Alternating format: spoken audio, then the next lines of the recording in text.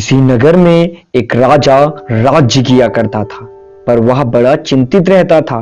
उसे हर घड़ी इस बात का डर लगा रहता था कि कहीं कोई दूसरा राजा उसके राज्य पर हमला करके उसे मार न डाले।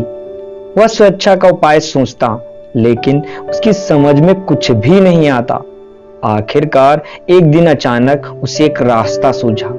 उसने सोचा कि एक ऐसा महल बनवाया जाए जो चारों ओर से बंद हो, ना उसमें रोशनदान हो, ना जंगले, ना उसमें दरवाजे हो और ना ही खिड़कियां, बस एक दरवाजा हो।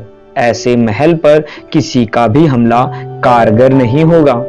इस विचार के आते ही राजा ने काम शुरू करवा दिया और कुछ ही महीनों में वह मनचाहा महल बनकर तैयार हो गया।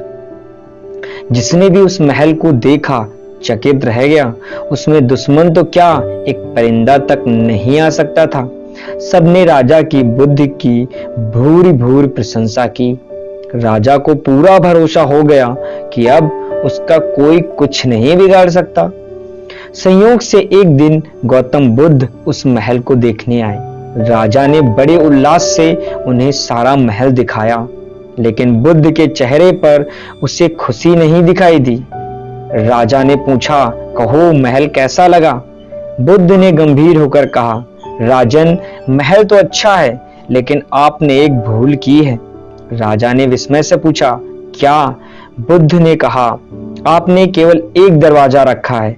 इस दरवाजे से दुश्मन तो नहीं आ सकता, लेकिन अगर मौत आ गई तब?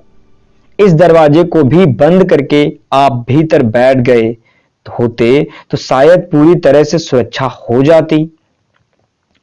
बुद्ध के कथन से राजा की आंखें खुल गई।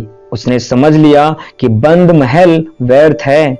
वह दुश्मन से तो बच सकता है, पर मौत से नहीं, जिसके लिए दरवाजे की भी जरूरत नहीं होती, क्योंकि मौत जब तक आती है तो उसे दुनिया की कोई दीवार, कोई दरवाजा नहीं रोक सकता।